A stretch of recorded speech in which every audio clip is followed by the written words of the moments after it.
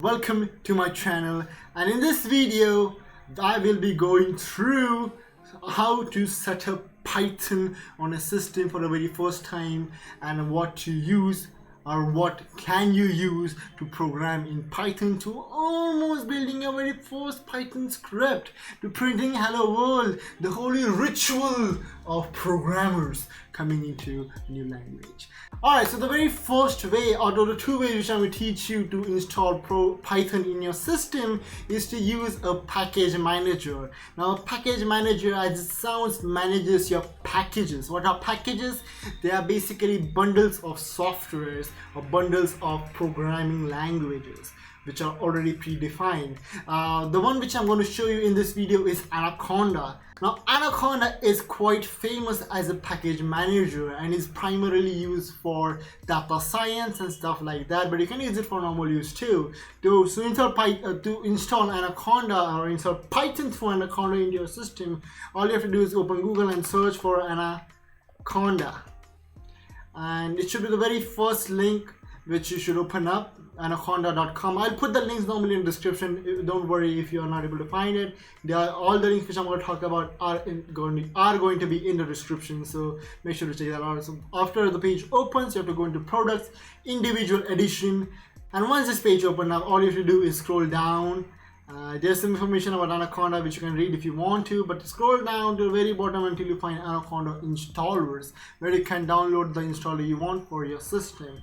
Now, I already have installed Python. I already have installed Anaconda in my system. So once you have downloaded Anaconda, the installation is very simple. It just asks you the terms and conditions, if you agree to it, where you should install it, and there should be one specific marker where it asks you if you should add your conda to your path, or Anaconda to your path.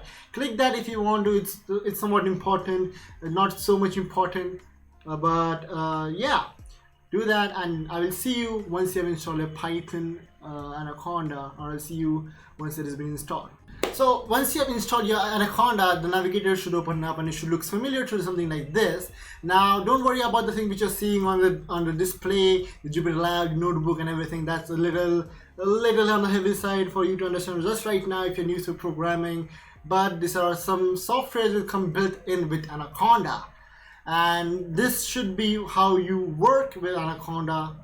And this is it. This is you setting up Anaconda. Now all you have to do is go to step number 2, which will be coming back in a few moments, or there is a timestamp somewhere in the description, or I'll just put it somewhere. So check that out. Alright, so the second method to install Python into your system.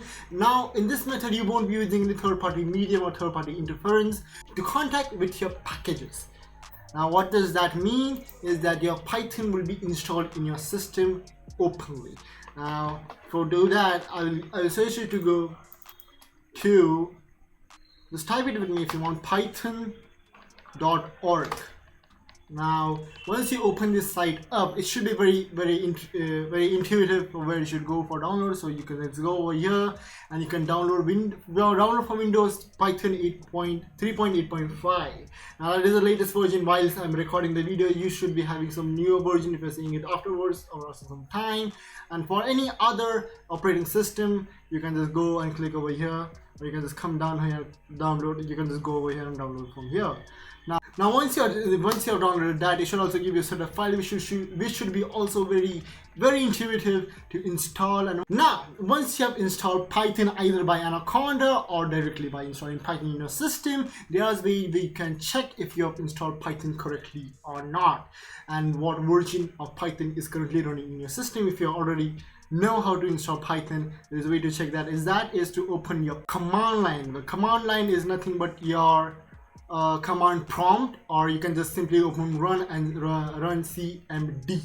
Now once you're into that, for Windows all you have to do is type py version. For Mac it's Python 3 if you install Python 3, or just python/version, and for Linux it's the same as Mac OS. You have to have this version. It will just show you which version of Python is installed in your system. For me is 3.8.4. Now if you're using Anaconda and you install it through a package manager, what you have to do, and if you have to open Anaconda prompt, now you can do this through your command line to if you have added Anaconda to or Conda to your path. If not, just open Anaconda prompt and you have to just type the same thing, python -- version. I should show the same version for you. If it's not saying python -- version, you can just open your navigator and you can check it from there too.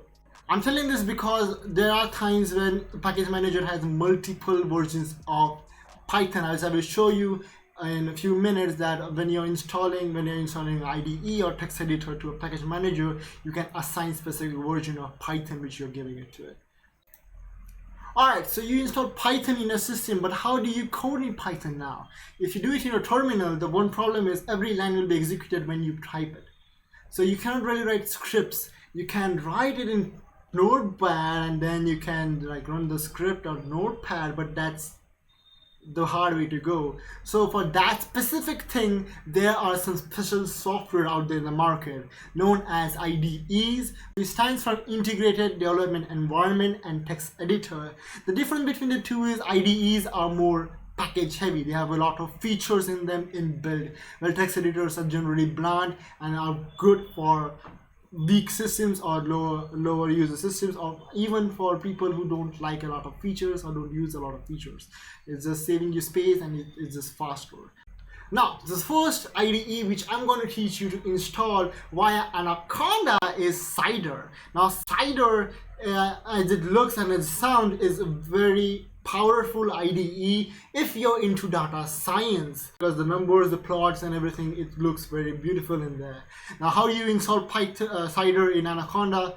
Luckily, Anaconda comes built in with Cider, and all you have to do is come down here and launch Cider. We will open it in a bit, but I want to talk about one more thing, is that Cider has multiple versions. As I told, you can change specific versions of Cider as you're working with it, and you can change specific versions of Python assigned to Cider with Anaconda. Now let's launch Cider and show you the inside of Cider. Alright, so once you open up your Cider, it should look somewhat similar to like this on a very first glance. Now it's version 4.0, so it's dark edition, and I don't really like dark themes IDE, so I use all my IDEs in like dark theme. So yeah, this is your Cider, and as you can see on the top bar, or I can see over here, it is using Python 3.7.3.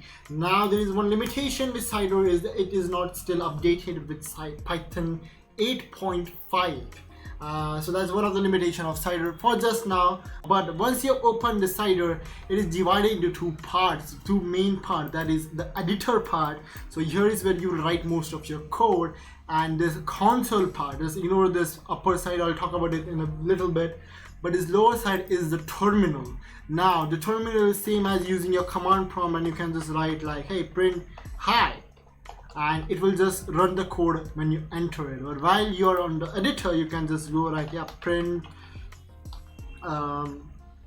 hi, and then you can just go like 5 plus 3, 5 plus 5, and then as you can see, I can type as many things I want, and it won't execute until and unless I come up here or press F5 and run the 5. As you can see, it prints hi, but it doesn't show the 5 plus 5, but there is no error, so the 5 plus 5 is done. Now if I just do print and I do this to it, it should print out the addition of Python. And this is where Python is very powerful, that you have to not do this stuff differently.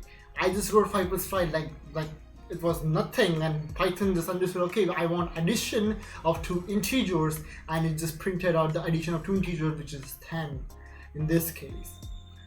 So this is how this is the basic of Cider, which you should be knowing, or basic of any IDE or text editor which you should be knowing, is the the editor part and the console part. Now what this is a little extra thing which Cider gives, and as I told you, why Cider is important for data science. It has a special tab for plots. Now you can see your plots, you can see your variable explorer, where you can see all your variables which are getting changes in programming. Now for very beginners, this might sound a little more intriguing, a little more intimidating, but it's once you get into programming and once you get into data science especially, there are a lot of variables which you'll be working with, and this you will be needing to basically debug your code and find out what goes where or what steps something went wrong.